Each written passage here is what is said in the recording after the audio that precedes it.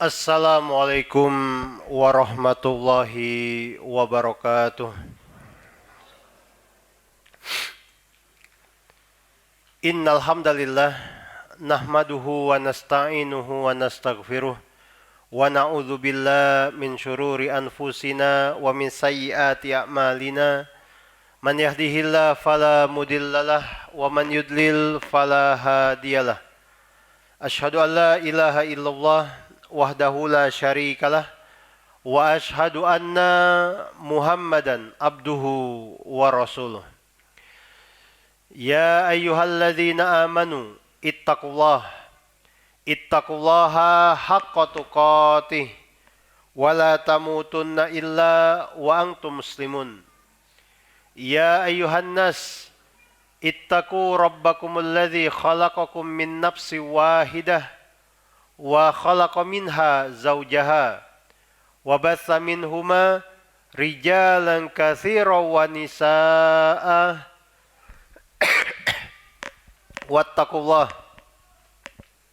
wattaqullaha alladzi tasaaluna bihi wal arham innallaha kana 'alaikum raqiba. Ya ayyuhalladzina amanu ittaqullaha wa qulu qawlan sadida yuslih lakum a'malakum wa yaghfir lakum dhunubakum wa may yuti'illaha wa rasulahu faqad faza fawzan azima. Amma ba'd, fa inna asdaqal hadithi kalamullah wa khairal huda huda Muhammadin sallallahu alaihi wasallam wa syarrul umuri muhdatsatuha fa inna kulla muhdatsatin bid'ah wa kulla bid'atin dolalah wa kulla dolalatin finnar. Hadirin jamaah Masjid Al-Barakah yang semoga dirahmati Allah. Alhamdulillah, malam hari ini kita dapat kembali berkumpul dan bertemu di masjid ini guna melanjutkan pembahasan kita terkait kehidupan Rasulullah sallallahu alaihi wasallam. Dan malam hari ini kita akan masuk ke dalam pembahasan tentang bagaimana Rasulullah sallallahu alaihi wasallam menaklukkan benteng Khaybar. Disebutkan ini sebagai satu peristiwa penting setelah perjanjian Hudaybiyah. Dan disebut juga dengan istilah penaklukan Khaybar karena yang ditaklukkan itu adalah Khaybar, daerah Khaybar. Khaybar dikenal sebagai salah satu tempat menetap orang-orang Yahudi di Jazirah Arab. Sebelumnya di Madinah ada 3 kelompok Yahudi, tetapi satu persatu mereka mengkhianati perjanjian. Ada yang diusir, ada yang diperangi. Lalu yang tersisa kemudian, dan itu menjadi satu tempat yang cukup besar ditinggali oleh komunitas Yahudi, adalah Khaybar. Khaybar sendiri jaraknya dari kota Madinah itu sekitar 173 km. Jadi ke arah utara, dari Madinah ke arah utara sekitar 173 km. Dan zaman sekarang kalau menaiki kendaraan dari Madinah ke Khaybar itu memakan waktu sekitar 2 jam. Dengan kualitas jalan kayak jalan tol kita. Jadi nggak ada macet, lancar, ya. Lancar, mulus jalannya. Nah itu 2 jam dari Madinah ke Khaybar, sekitar itu. Kemudian disebut juga dengan penaklukan benteng Khaybar seperti yang tadi kita sebutkan, karena memang Khaybar itu di sana banyak terdapat benteng-benteng Yahudi. Jadi orang-orang Yahudi itu mereka punya kebiasaan tinggal di dalam benteng-benteng sesuai kabilah mereka. Satu benteng, satu kabilah. Kurang lebih seperti itu. Dan di Khaybar ada banyak benteng. Jadi Khaybar itu bisa kita lukiskan seperti satu desa, satu kampung Yang di sana berdiri banyak benteng-benteng Yahudi. Ada yang besar, ada yang kecil. Nah, kemudian yang besarnya, yang besar dan terkenalnya itu ada 8. Ada 8 benteng Yahudi Khaybar.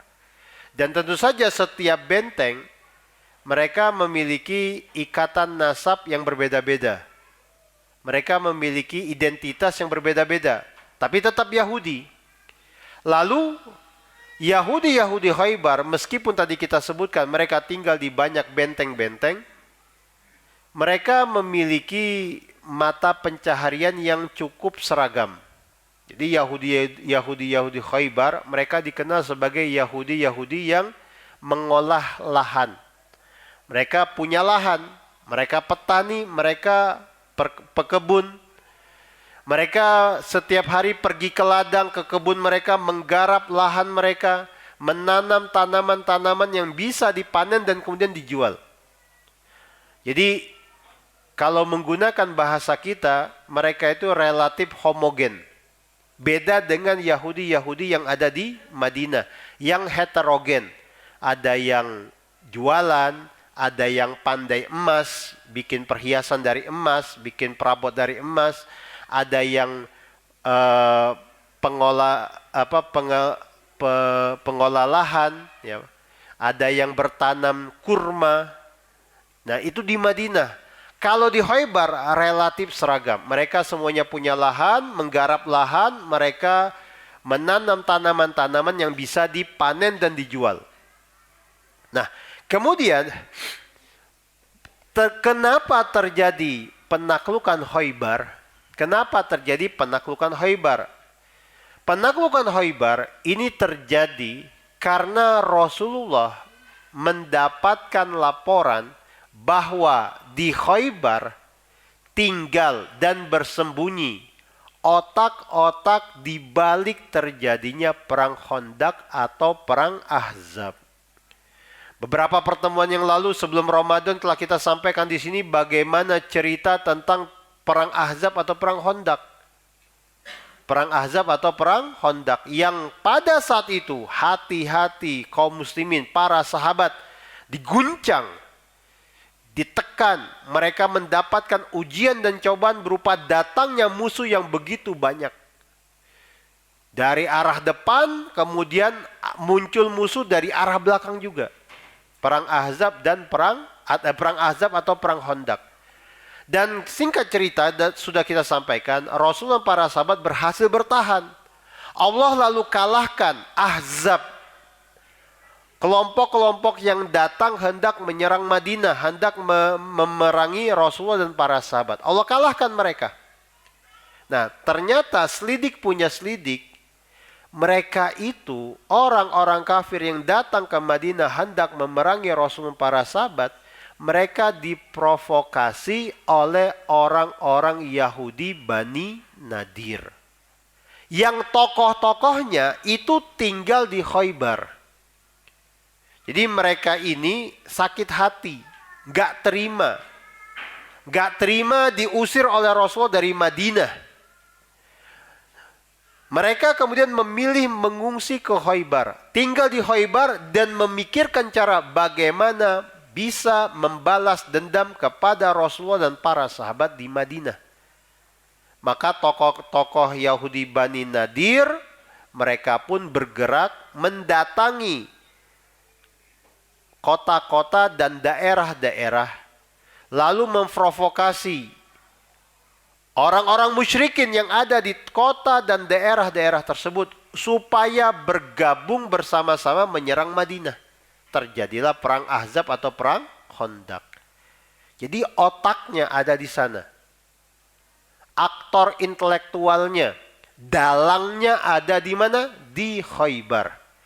Cuma yang jadi masalah ketika selesai perang Khandaq atau perang Ahzab, Rasulullah pada waktu itu beliau belum bisa menetapkan kapan membuat perhitungan terhadap Yahudi yang ada di Khaybar. Karena waktu itu musuh mereka yang paling utama adalah orang-orang kafir Quraisy. Orang-orang kafir Quraisy, kemudian sekutu-sekutu Quraisy. Jadi Rasulullah nggak bisa berbuat banyak terhadap Yahudi Khaybar. Beliau nggak bisa membuat perhitungan terhadap tokoh-tokoh Yahudi Bani Nadir yang sembunyi di Khaybar. Sehingga Rasulullah menunggu waktu. Dan ternyata Allah berikan waktu yang ada itu setelah perjanjian Hudaybiyah. Ingat, salah satu poin perjanjian Hudaybiyah adalah selama 10 tahun Rasulullah dan pihak musyrikin Quraisy akan berdamai, gencatan senjata, tidak boleh saling menyerang. Lalu setiap suku dan kabilah boleh memilih bersekutu dengan Madinah atau Mekah, silakan. Dan kalau sudah bersekutu maka menjadi satu kesatuan. Sehingga siapa saja yang memihak Rasulullah nggak boleh nyerang Mekah. Begitu juga siapa saja yang memihak Mekah tidak boleh menyerang Madinah. Nah, ini poin perjanjian Hudaybiyah. Adanya poin ini membuat Rasulullah memiliki peluang untuk membuat perhitungan terhadap Yahudi Khaybar. Jadi kita bisa bayangkan bagaimana waktu itu Rasul dan para sahabat mereka memiliki sesuatu yang bisa mereka ambil. Memiliki kesempatan yang bisa mereka gunakan tanpa khawatir mereka bakal diserang oleh orang-orang Mekah. Tanpa khawatir mereka diserang oleh orang-orang musyrikin Quraisy. Jadi perjanjian Hudaybiyah itu sesuatu yang mendatangkan berkah, kebaikan yang melimpah. Jadi dengan tenang Rasul dan para sahabat mereka menyiapkan segala sesuatu untuk menyerang Khaybar. Nah, ini yang sering dikatakan oleh para ulama dengan istilah hikmah dari satu peristiwa itu belum tentu bisa disadari oleh kita sampai jauh peristiwa itu terjadi dan berlalu. Jadi ada kejadian nih menimpa kita. Ada sesuatu yang menimpa kita, yang kita rasakan kok nggak enak ya. Nah, hikmah di balik peristiwa itu, seringnya itu baru disadari oleh kaum muslimin setelah berlalu dari peristiwa, dari kejadian. Beda dengan para ulama. Para ulama ketika terjadi satu fitnah, satu kejadian, satu peristiwa, sebagian mereka atau sebagian besar mereka ada yang sudah bisa melihat hikmah di balik peristiwa itu. Tapi kalau kita orang-orang awam, orang-orang biasa, kita baru bisa memetik hikmahnya itu setelah berlalu kejadian. Jadi nggak benar juga kalau misalnya ada yang bilang yang namanya hikmah itu baru bisa dipetik setelah berlalu peristiwa atau kejadian.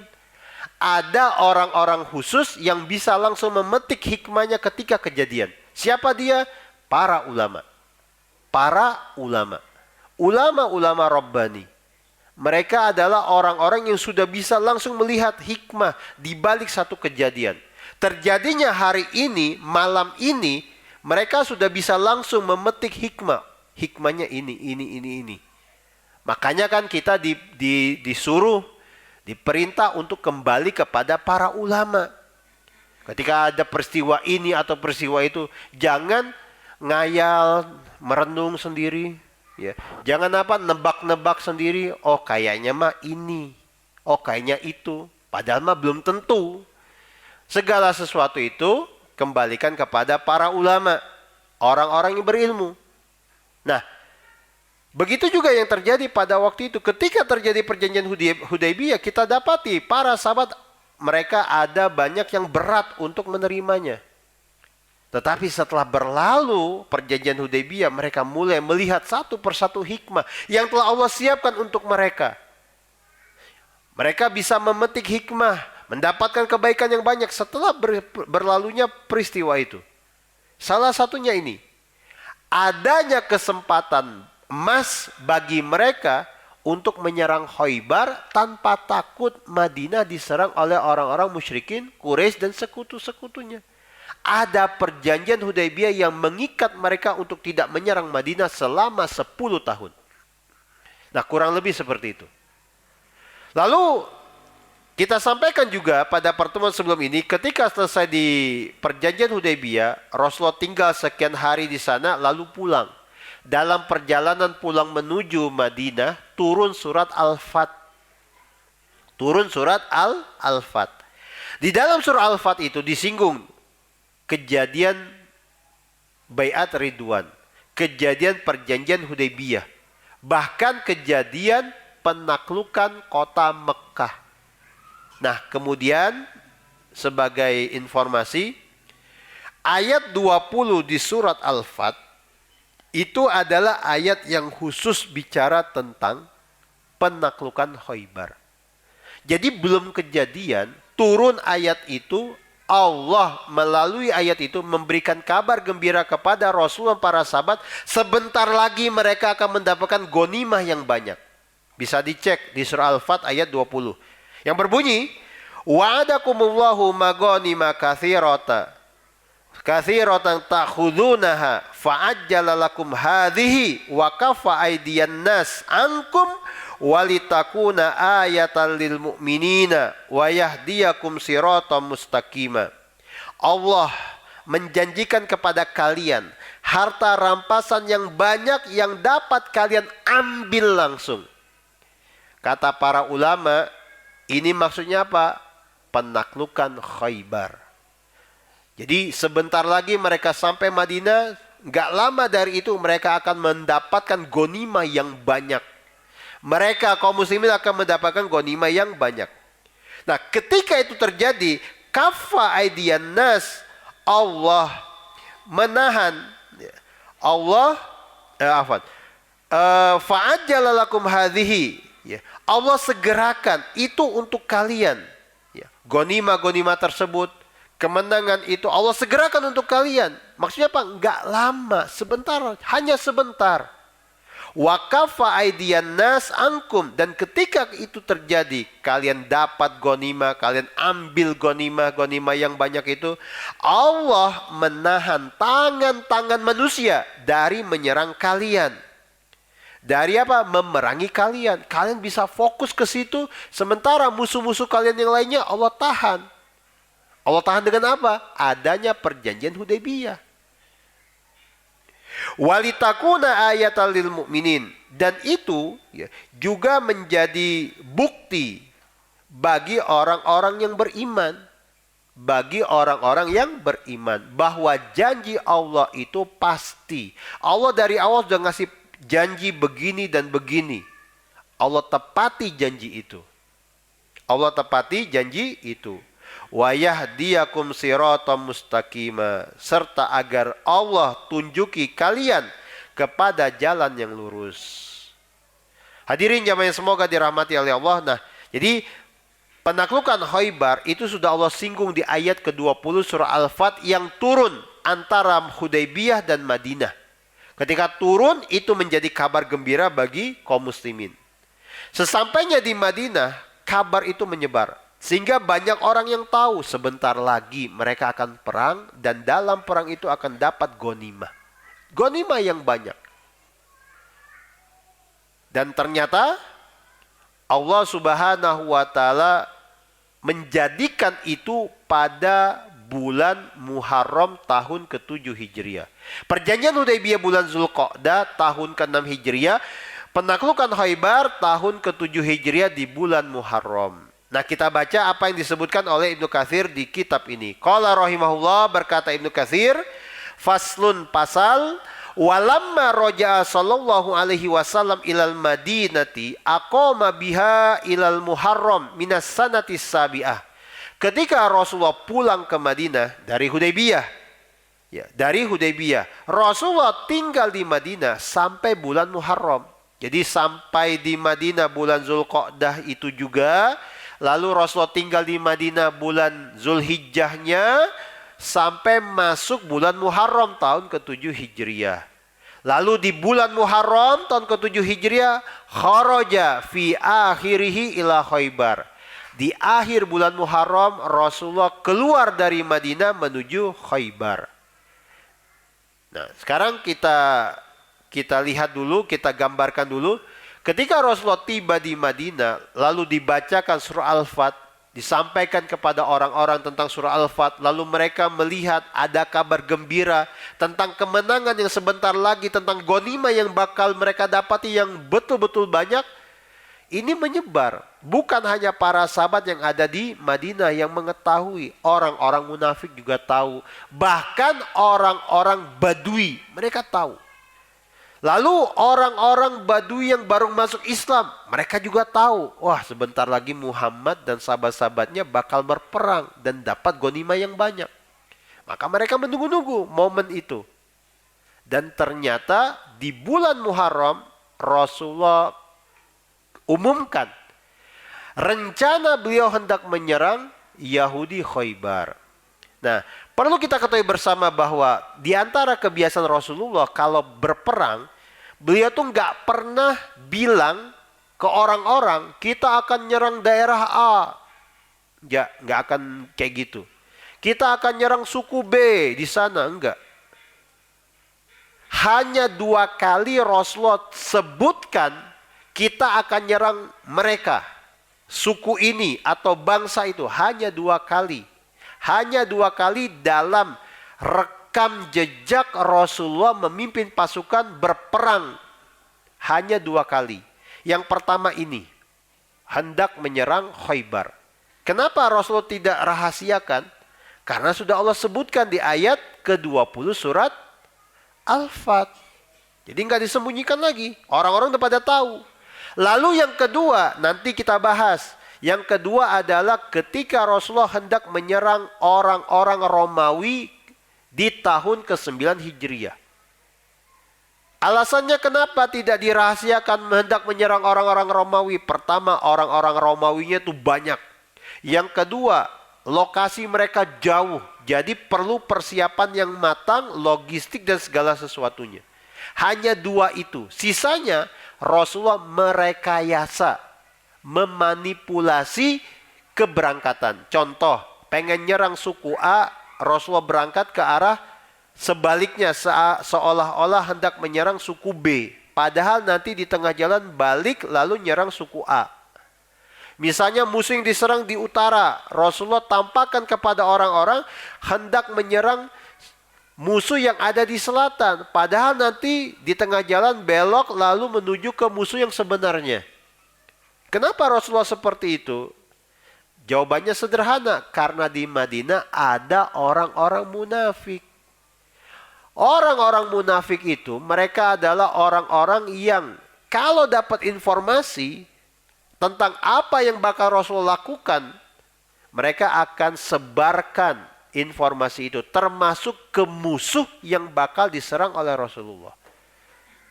Jadi betul-betul Rasulullah rahasiakan, kecuali 2, Khaybar dan Tabuk tahun ke-9 Hijriah. Nah, jadi di akhir bulan Muharram, sebelum Rasulullah berangkat, Rasulullah umumkan kita akan menyerang Khaybar. Dan pada waktu itu mulai muncul suara-suara pengen ikut. Dari Madinah, juga dari sekitar Madinah, bahkan dari tengah-tengah orang Badui. Banyak yang pengen ikut. Kenapa bisa? Kenapa banyak yang pengen ikut? Giliran perang lainnya pada, aduh, Afwan, ana lagi ini, Afwan ini. Kenapa ini pengen ikut? Kenapa? Ghanimah, uang, harta. Jadi kalau sekarang, sekarang mah orang-orang kayak gitu ya. Kalau uang, wah langsung. Enggak, dari zaman dulu. Dari zaman baheula kayak gitu. Kalau sudah dengar uang, wah itu mah udah. Makanya kan di sebagian tempat, ikhwah kita itu, kalau pengen ngajak orang-orang untuk apa? Untuk kerja bakti, ya, itu disediakan ya, nasi liwet, jengkol, ini. Untuk apa? Untuk menarik massa. Karena itu nggak enak ya kan. Jadi disebutin dulu menu kerja baktinya apa, nanti liwet ini. Konsumsi dari panitia sekian. Nah, ada juga kopi Kang ini gitu ya kan. Wow, datang itu. Ya. Siap. Tapi kalau nggak ada itu belum tentu. Ya, ini sebagian tren ya di sebagian tempat ya. Salah satu tren di sebagian tempat ya. Dan memang kok bisa ya? Ya memang bisa kejadian. Nah, tapi dulu ya kayak gini. Jadi orang-orang tuh bersemangat, antusias, pengen ikut nih. Nanti kalau Rasulullah mengumumkan akan berangkat, kita ikut. Ternyata Rasulullah kemudian mengeluarkan pengumuman kedua. Jadi kita akan berangkat ke Khaybar. Nah, pengumuman keduanya apa? Yang ikut hanya yang hadir di Hudaybiyah. Jadi yang nggak ada di Hudaybiyah nggak boleh ikut. Sehingga pasukan yang bakal Rasulullah bawa praktis jumlahnya hanya 1.400 orang. 1.400 orang. Semuanya orang-orang yang ikut ke Hudaybiyah. Semuanya sahabat-sahabat yang ikut ke Hudaybiyah. Yang nggak ikut, nggak boleh ikut. Yang nggak ikut ke Hudaybiyah, nggak boleh ikut dalam pasukan itu. Jadi totalnya hanya 1.400 orang. Apakah ada sahabat Rasulullah yang ikut dalam pasukan itu ke Khaybar, tapi nggak ikut ke Hudaybiyah? Jawabannya ada. Sahabat itu adalah Jabir bin Abdullah radhiyallahu anhuma. Kita azan isya dulu. Setelah azan kita lanjutkan kembali. Alhamdulillah wassalatu wassalamu ala Rasulillah. Bismillah, alhamdulillah, wassalatu wassalamu ala Rasulillah wa ala alihi wa sahbihi wasallam. Asyhadu an la ilaha illallah wahdahu la syarikalah wa asyhadu anna Muhammadan abduhu wa rasuluh. Kita lanjutkan lagi pembahasan kita. Jadi tadi sudah kita sebutkan Rasulullah SAW beliau berangkat dari Madinah menuju Khaybar itu pada akhir bulan Muharram tahun ke-7 Hijriah. Lalu kata Ibnu Katsir rahimahullah, wastakhlafa 'alal Madinati Numailah ibn Abdullah Al-Laitsi. Sebelum berangkat, Rasulullah menunjuk pemimpin sementara di kota Madinah, sahabat yang bernama Numailah bin Abdullah Al-Laitsi radhiyallahu anhu. Dan ini termasuk di antara kebiasaan beliau. Rasulullah itu tidaklah pergi meninggalkan Madinah kecuali setelah menunjuk pemimpin sementara. Karena dalam Islam kepemimpinan itu adalah sesuatu yang sangat vital. Jadi Rasulullah berangkat meninggalkan Madinah, beliau tunjuk dulu siapa yang menjadi pemimpin sementara di kota Madinah. Lalu kata Ibnu Katsir, falamman taha ilaiha hasaraha hisnan. Ketika Rasulullah tiba di Khaybar, sampai di Khaybar, Rasulullah mengepung Khaybar, menaklukkan Khaybar benteng demi benteng. Benteng-benteng satu persatu. Benteng ini, terus begitu. Tadi sudah kita sebutkan ada 8 benteng yang besar di Khaybar. Itu ditaklukkan satu persatu. Benteng pertama, lalu benteng kedua. Dan setiap benteng masing-masing memiliki tingkat kesulitan yang berbeda. Mungkin di antara kita ada yang sering mendengar cerita tentang bagaimana kejadian di perang Khaybar. Misalnya tentang bagaimana Ali diserahkan bendera perang oleh Rasulullah. Ya, pernah dengar ya? Kata Rasulullah, besok akan kuserahkan bendera perang ini kepada seorang laki-laki yang Allah dan Rasulnya mencintai dia. Dia pun mencintai Allah dan Rasulnya. Melalui dirinya Allah taklukkan benteng itu. Disebutkan, ditunjuk satu benteng yang susah untuk ditaklukkan. Ternyata besoknya Rasulullah menyerahkan bendera itu kepada Ali. Nah, ini salah satu gambaran bagaimana penaklukan di Khaybar itu berlangsung. Benteng satu, kemudian benteng berikutnya, terus begitu. Ada benteng yang besar, ada benteng yang besar dan kokoh, ada benteng yang biasa tapi di atas bukit. Masing-masing benteng itu punya tingkat kesulitan berbeda-beda. Dan setiap penaklukan benteng-benteng itu ada cerita. Di antara cerita yang bisa kita ungkap di sini, salah satunya yang terkenal adalah bagaimana Ali di satu benteng sebelum menaklukkan benteng itu pemimpin benteng, seorang Yahudi bernama Marhab, turun ngajak duel sahabat Rasulullah. Maju sahabat Rasulullah yang satu, mati terbunuh. Nah, lalu ketika maju Ali berhasil mengalahkan Marhab dengan mudah. Nah itu ceritanya di mana? Settingnya di mana? Ketika hendak menaklukkan salah satu benteng Khaybar. Begitu juga ada cerita ketika selesai menaklukkan satu benteng. Jadi ceritanya ini ada satu benteng. Ini dikepung sudah berhari-hari lamanya. Dan karena susah ditembus benteng itu, logistik pasukan Islam, logistik pasukan Rasulullah menipis. Sampai Rasulullah berdoa kepada Allah supaya dikasih mudah menaklukkan benteng ini. Karena dalam benteng ini, ya, ada cerita di sana tersedia logistik yang begitu banyak. Maka Rasulullah berdoa supaya benteng ini ditaklukkan, dan ternyata besoknya ditaklukkan. Kaum muslimin, para sahabat masuk ke dalam benteng itu dan mereka mendapatkan banyak logistik, banyak bahan makanan. Ada yang berupa apa? Berupa tanaman-tanaman ya, seperti bawang ya, hasil bumi seperti bawang, bawang ini, bawang itu dan seterusnya. Ada juga hewan-hewan ternak ya, seperti itu. Intinya mereka waktu itu setelah lapar, mereka masuk ke benteng itu, berhasil menaklukkan, masuk ke benteng itu, mereka bisa mendapatkan sumber makanan, bahan makanan yang begitu melimpah. Nah pada waktu itu para sahabat gak kebayang bagaimana laparnya mereka.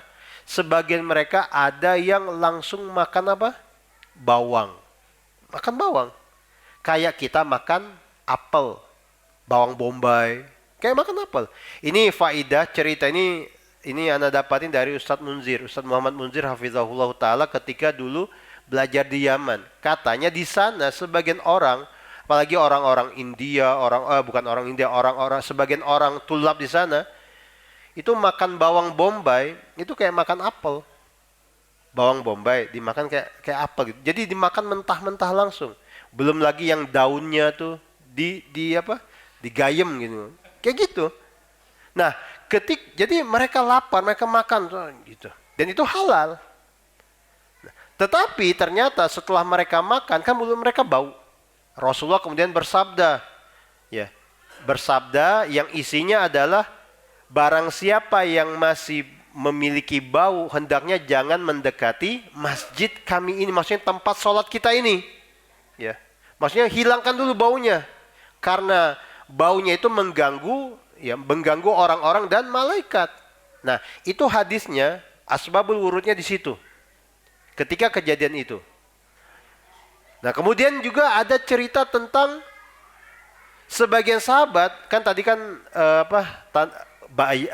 bawang dan seterusnya. Sebagian sahabat ada yang menyembelih waktu itu ketika sedang di sana di Khaybar. Ada sebagian sahabat yang menyembelih keledai. Menyembelih keledai. Keledai tunggangan. Kalau bagi sebagian orang, keledai itu kan ditunggangi. Itu kayak mereka terhadap kuda. Jadi aneh kalau misalnya tunggangan itu dimakan. Tapi karena lapar, mereka sembelih nih keledai tunggangan, keledai jinak. Sudah diurus, sudah digodok gitu ya. Lagi digodok, tiba-tiba Rasulullah dapat wahyu, lalu Rasulullah minta kepada salah seorang sahabat beliau untuk mengumumkan dilarang, diharamkan makan daging keledai jinak. Dan hendaknya tungku-tungku yang sudah ngegodok itu ditumpahkan semuanya, dibuang semuanya, jangan dimakan. Bayangkan para sahabat lapar. Ini sudah digodok nih, tinggal dikasih bumbu, dikasih apa dan seterusnya, dimakan. Tiba-tiba Rasulullah ngumumin itu. Diharamkan makan daging keledai jinak. Apa yang terjadi? Semuanya dilempar, dibuang. Nggak ada tuh, aduh, darurat nih, nggak ada. Jadi kalau kita pengen lihat kualitas iman tuh kayak gitu tuh. Para sahabat dengar itu, perut lapar ini. Sebentar lagi matang. Apa yang terjadi? Dibuang semuanya. Kenapa? Taat kepada apa yang datang dari Rasulullah. Kalau kita kan enggak ya. Wah, kela, ini darurat. Darurat, lapar, darurat. Apalagi kalau udah bicara perut ya. Yang haram aja sering jadi halal. Ini jelas-jelas haram. Nah, para sahabat langsung membuang. Nah, ini cerita-cerita seperti itu nanti bisa dicari, ya bisa dicari, dibuka-buka lagi catatan atau buku-bukunya. Semua cerita yang tadi kita sampaikan itu settingnya, backgroundnya di mana? Khaybar. Jadi ada banyak cerita tentang kejadian di Khaybar. Di sini Ibnu Katsir hanya membawakan secara ringkas. Kata beliau, maka Rasulullah mengepung Khaybar, menaklukkan Khaybar, benteng demi benteng. Yang tadi kita sebutkan, yang paling besarnya ada 8. Ada 8. Yang paling besar ada 8. Lalu dari 8 itu, yang sulit ditaklukkan itu 5. Ada 5 benteng yang sulit untuk ditaklukkan. Tapi atas izin Allah berhasil ditaklukkan. Ketika Rasulullah pasukan berhasil menaklukkan benteng kelima, maka Yahudi-Yahudi yang ada di 3 benteng lain mereka menyerah. Mereka mengajak damai. Dan Rasulullah penuhi dengan syarat. Dengan syarat. Di antara syaratnya, kalian silakan menyerah, kami tidak akan membunuh kalian. Ya. Tapi ingat, kalian pergi dari benteng-benteng kalian, jangan bawa apapun dari harta benda kalian. Nah, ini salah satu kesepakatan yang diputuskan oleh Rasulullah ketika berhasil menaklukkan 5 benteng, kemudian 3 lagi nyerah. Tapi intinya semuanya berhasil ditaklukkan atas izin Allah. Yaftahuhullahu azza wa jalla. Allah subhanahu wa ta'ala menaklukkan semua itu untuk Rasulullah. Jadi atas izin Allah, takluklah Khaybar. Dan Rasulullah serta para sahabat, mereka mendapatkan ghanimah yang begitu banyak. Ghanimah yang didapat di Khaybar itu bukan hanya sesuatu yang sifatnya uang, tapi juga meliputi lahan pertanian, lahan perkebunan yang begitu luas. Jadi gambaran sederhananya itu, andaikan kitab kita ini Khaybar ini Khaybar. Nah, lahan pertaniannya itu nyebar di luar di sekitar sini nih, di sini. Ini sekelilingnya tuh lahan pertanian, lahan perkebunan dan luas, subur, bisa dipanen dan seterusnya. Jadi yang didapat di Khaybar itu ghanimahnya itu bukan hanya uang, bukan hanya emas, bukan hanya perak, tapi apa? Lahan-lahan pertanian dan perkebunan. Begitu juga pada saat mereka menaklukkan 5 benteng tadi, ternyata orang-orang Yahudi sebagiannya itu pergi dari benteng yang ditaklukkan ke benteng lain dengan meninggalkan keluarga mereka. Jadi di sana ada anak-anak, ada kaum wanita, istri-istri mereka yang tertinggal di benteng. Dan itu menjadi tawanan bagi kaum muslimin. Ini pun ghanimah. Nah, ini gambaran sederhana tentang ghanimah yang didapat di Khaybar. Saking melimpahnya ghanimah yang didapatkan oleh kaum muslimin di Khaybar, Aisyah radhiyallahu anha, beliau pernah bercerita yang kurang lebih ceritanya begini. Kami selalu hidup kekurangan sejak tinggal di Madinah sampai ditaklukkannya Khaybar. Jadi ketika Khaybar ditaklukkan, kehidupan mereka mulai berubah, lebih sejahtera daripada sebelumnya. Jadi kalau misalnya kita pernah dengar cerita Rasulullah cuma makan kurma, ya, itu pun kalau ada, kadang-kadang kurmanya itu kurma yang sudah kutuan, ya, bahkan kadang-kadang nggak dapat sesuatu yang bisa dimakan, akhirnya Rasulullah saum. Nah, itu adalah gambaran ketika belum ditaklukkan Khaybar. Setelah Khaybar ditaklukkan, Rasulullah dan istri-istri beliau, begitu juga para sahabat beliau, mereka taraf kehidupannya mulai membaik. Sehingga ada stok kurma untuk dimakan. Ada stok hasil panen untuk dipakai sehari-hari. Nah, ini kapan? Setelah penaklukan Khaybar. Artinya Khaybar itu, ghanimah yang didapat di Khaybar itu betul-betul melimpah. Betul-betul melimpah. Dan ternyata orang-orang Yahudi setelah mereka ditaklukkan oleh kaum muslimin, mereka ada yang datang kepada Rasulullah memohon supaya boleh tetap tinggal di Khaybar. Tetap tinggal di Khaybar, Jadi mereka ini orang-orang Yahudi Khaybar asli. Mereka bukan dalang di balik perang Ahzab atau perang Khandaq. Mereka memohon kepada Rasulullah supaya boleh tetap tinggal di Khaybar. Sebagai imbalannya, mereka akan terus menggarap lahan-lahan mereka yang nanti kalau panen sebagiannya dikirim ke Madinah.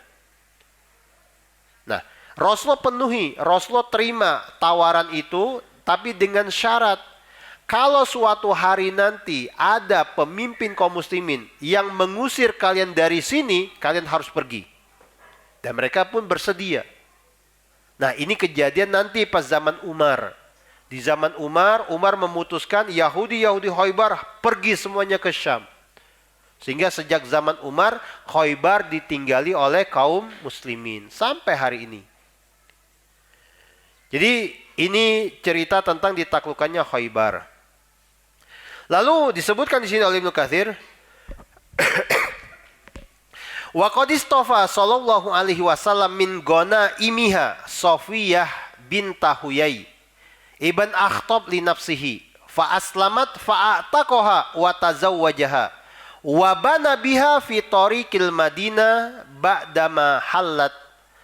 Jadi setelah Rasulullah berhasil menaklukkan Khaybar, Rasulullah tidak langsung pulang ke Madinah. Beliau putuskan beliau dan pasukan tinggal sementara waktu di Khaybar selama 3 hari. Nah, lalu selama 3 hari itu Rasulullah perintahkan para sahabat untuk melakukan konsolidasi. Rasulullah perintahkan para sahabat untuk mengondisikan ghanimah dan tawanan perang Khaybar. Maka pada waktu itu dipisahkan ghanimahnya, lalu tawanan-tawanan perangnya. Dari tawanan perang yang ada, Rasulullah kemudian memilih seorang wanita yang bernama Safiyah bintu Huyai. Jadi Rasulullah pilih Safiyah bintu Huyai karena Safiyah ini pemimpin seorang tokoh Yahudi dan punya garis keturunan dari Nabi Harun. Nabi Harun alaihissalam. Rasulullah pilih Safiyah untuk diri beliau sendiri. Dan ini salah satu kekhususan Rasulullah. Jadi ghanimah itu sebelum dibagi-bagikan, termasuk yang tawanan perang, yang budak-budak, Rasulullah boleh memilih salah satu atau sebagian dari ghanimah itu untuk diri beliau pribadi. Nah, dari tawanan perang Rasulullah ambil Safiyah. Karena ini salah satu keturunan Nabi Harun dan putri pemimpin Yahudi Bani Nadir yang telah dihukum mati. Lalu Rasulullah tawarkan Islam kepada Safiyah. Safiyah pun menerimanya, lalu masuk Islam, lalu Rasulullah merdekakan. Kemudian ketika pulang ke Madinah, Rasulullah hijabi Safiyah, tanda Safiyah adalah istri beliau. Nah, buat bapak-bapak, ya sederhananya gini, Safiyah bintu Huyai, tadi kita sebutkan ya, awalnya tawanan perang, dipilih oleh Rasulullah untuk diri beliau pribadi. Lalu ketika sudah menjadi budak Rasulullah, ditawari untuk masuk Islam. Ternyata Safiyah mau masuk Islam, lalu dimerdekakan. Dimerdekakan oleh Rasulullah, lalu dinikahi. Ya. Nah, tahu berapa umur Safiyah waktu itu? Safiyah waktu itu masih berumur 16 tahun.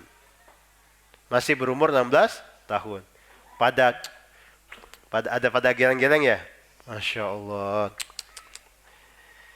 16 tahun. Safiyah waktu itu 16 tahun. Tapi ingat, Rasulullah adalah suami ketiga. Rasulullah suami ketiga. Apa maksudnya? Apa artinya? Zaman itu di tengah-tengah bangsa Arab, di Jazirah Arab dan sekitarnya, bahkan di tengah-tengah Yahudi, seorang anak perempuan itu biasa menikah atau dilamar atau menjadi istri pertama kali di usia 9, 10, 11 atau usia dia sudah haid dan bisa mengandung. Umur 9 tahun sudah haid, bisa dilamar. Itu sesuatu yang lumrah, sesuatu yang lazim. Ibarat kata kalau makanan, kayak kita nih mau makan nih, gak usah tanya ada nasi atau enggak. Itu sesuatu yang pasti ada, ya enggak? Ya, misalnya mau makan malam, mau makan siang, ayo makan. Kan nggak ada yang nanya, ada nasinya nggak? Kan pasti ada nasinya, itu sesuatu yang lazim gitu, lumrah. Nah, zaman itu kaum wanita, anak perempuan, mereka biasanya menikah pertama kali dari umur segitu, umur 9, 10, 11, 12. Di umur-umur mereka sudah bisa mengandung, artinya sudah haid dan bisa mengandung. Jadi kalau ada orang-orang kafir, orang-orang yang dikatakan orientalis, pakar tentang Islam, lalu mengatakan Rasulullah itu nggak benar, masa menikahi Aisyah di bawah umur, dia nggak tahu sejarah. Dia nggak paham sejarah. Lihat, Sofia umur 16 tahun sudah menikah 3 kali. Rasulullah itu yang ketiga. Sebelumnya meninggal dunia dalam perang. Sebelumnya juga sama. Dan Sofia pada waktu itu biasa dipanggil dengan kunyah Ummu Yahya. Satu-satunya istri Rasulullah yang berasal dari Bani Israel, keturunan Nabi Harun alaihissalam. Jadi Sofia pun dinikahi oleh Rasulullah, kemudian dihijabi sehingga beliau menjadi salah satu ummul mukminin. Hadirin jamaah semoga dirahmati oleh Allah. Lalu di antara 3 hari yang Rasulullah tinggal di Khaybar, setelah menaklukkan Khaybar, ada kejadian Rasulullah disuguhi daging domba yang beracun. Ini kejadian di salah satu hari tersebut. Disebutkan Ibnu Katsir, waqad ahdat ilaihi imra'atun min Yahudi Khaybar.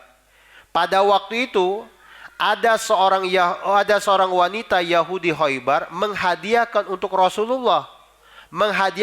Rasulullah syatan masliyatan masmumah. Rasulullah dikasih hadiah berupa daging domba yang telah dilumuri racun. Jadi wanita Yahudi ini namanya Zainab. Wanita Yahudi ini namanya Zainab bintul Harith. Zainab bintul Harith ini ketika Khaybar sudah ditaklukkan, pengen melakukan sesuatu kepada Rasulullah. Kata Zainab ini, kalau laki-laki itu betul Nabi, maka daging beracun ini nggak akan membahayakannya. Tetapi kalau dia bukan Nabi, maka dengan daging beracun ini kita, orang-orang Yahudi, akan istirahat darinya. Maka Zainab, wanita Yahudi ini, bertanya kepada sahabat-sahabat Rasulullah, Rasulullah itu kalau makan daging domba, bagian favoritnya yang mana? Dijawab, oh kalau Rasulullah itu kalau makan daging domba, senangnya paha kaki depan. Paha kaki depan domba. Ini sebagai faidah ya, mungkin nanti bisa dipraktekkan pas kurban. Rasulullah senang paha kaki depan. Ya, paha kaki depan domba, kan berarti ada 2 ya. Nah, kenapa beliau senang itu? Kan itu pertanyaan ya. Mungkin faidah ini pernah diberitahu oleh ustaz yang lain. Tapi kita dapatkan faidah penting dari Syekh Abdul Razak Al-Badar dalam kitab Syarah Syama'il Muhammadiyah. Kata beliau, di antara alasan kenapa Rasulullah senang paha kaki depan domba, itu karena bagian itu letaknya jauh dari saluran pencernaan domba itu. Pertama itu. Yang kedua, jauh dari saluran pencernaan. Kan pencernaan itu kan di dekat paha belakang. Nah, sementara ini paha depan jauh dari saluran pencernaan dan organ-organ yang lainnya yang di situ makanan dicerna, diubah menjadi kotoran. Sehingga daging paha depan itu lebih lezat, lebih enak, beda rasanya dari paha belakang. Hah? Allahu a'lam. Nah, ini nanti bisa dicek ya, bisa antum buktikan sendiri beda antara paha depan dengan paha belakang. Nah, Zainab ini bertanya kepada para sahabat, dijawab, oh Rasulullah senang daging paha depan, paha kaki depan. Maka disiapin daging paha depan itu, kemudian dilumuri racun, lalu dihidangkan kepada Rasulullah. Ketika dihidangkan kepada Rasulullah, ternyata atas izin Allah, daging tersebut ketika sudah diambil, diletakkan ke mulut Rasulullah, daging tersebut bicara kepada Rasulullah bahwa dirinya sudah dikasih racun. Jadi daging itu udah di sini di mulut, bilang kepada Rasulullah sudah dilumuri racun, Rasulullah langsung berhenti makan. Lalu wanita tadi dipanggil. Kenapa dan kenapa begini dan seterusnya. Jawaban wanita itu apa? Aradtu in kunta nabiyan lam yadurrok.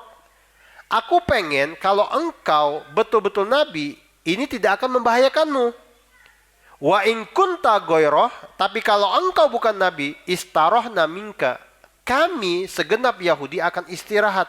Selesai urusannya dengan dirimu. Jadi setelah mengetahui ini semacam tes-tesan dari perempuan itu, Rasulullah kemudian memaafkan wanita itu. Siapa namanya? Zainab. Zainab bintul Haris. Nah, qaddarallah. Ketika Rasulullah sudah memaafkan wanita itu, ada sahabat Rasulullah ikut makan. Kalau Rasulullah dagingnya ngomong. Kalau Rasulullah daging itu ngomong ke Rasulullah. Kalau sahabat ini enggak, jadi makan sampai habis, langsung meninggal keracunan.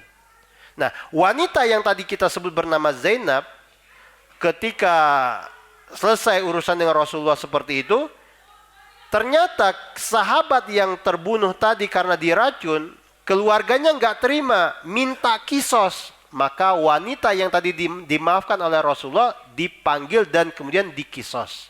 Dengan cara diracun juga. Sehingga Zainab bintul Haris dikisos oleh keluarga sahabat yang tadi ikut makan bersama Rasulullah. Nah, kemudian tadi sudah kita sebutkan, daging tersebut sudah diletakkan di mulut Rasulullah, kemudian nggak jadi dimakan. Rasulullah memang nggak meninggal dunia gara-gara racun itu. Tetapi bekas racun yang menempel di mulut Rasulullah itu masuk ke dalam.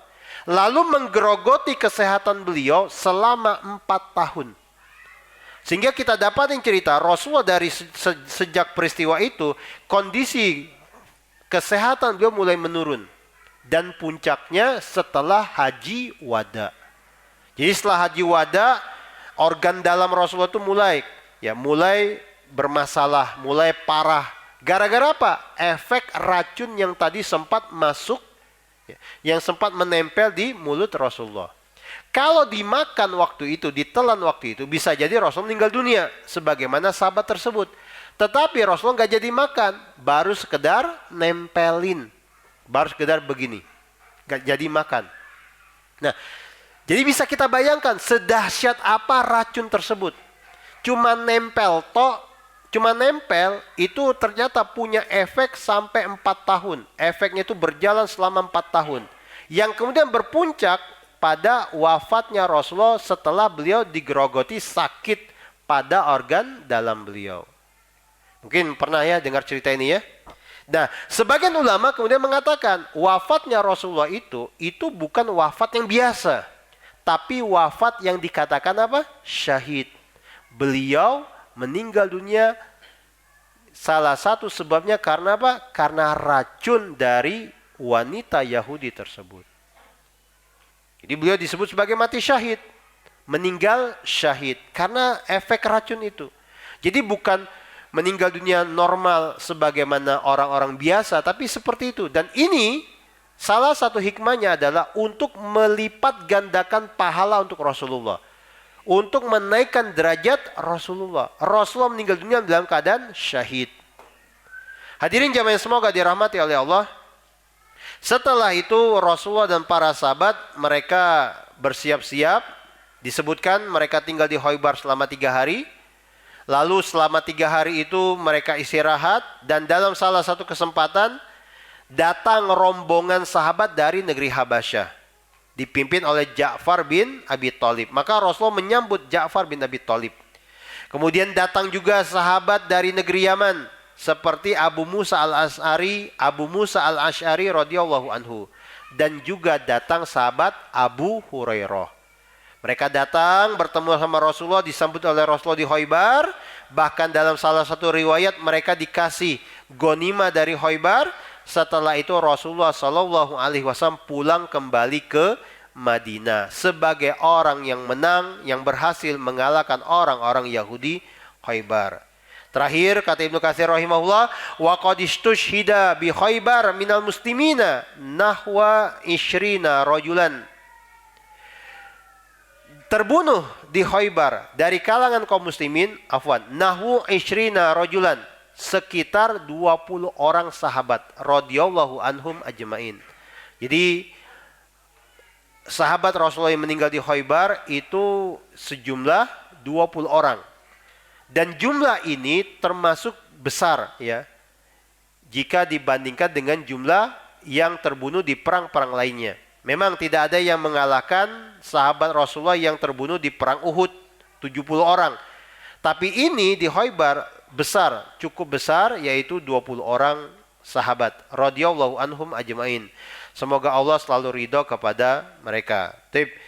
Hadirin jamaah semoga dirahmati oleh Allah. Ini yang bisa kita sampaikan pada malam hari ini. Allahu a'lam bishawab. Mudah-mudahan bermanfaat. Semoga duduknya kita di sini dari tadi terhitung di sisi Allah sebagai satu amal ibadah, terhitung di sisi Allah sebagai satu amal soleh yang bisa menambah berat timbangan pahala kita di hari kiamat nanti. Kita cukupkan sampai di sini.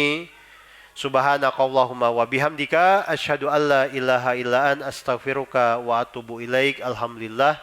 Wassalatu wassalamu ala Rasulillah. Assalamualaikum warahmatullahi wabarakatuh.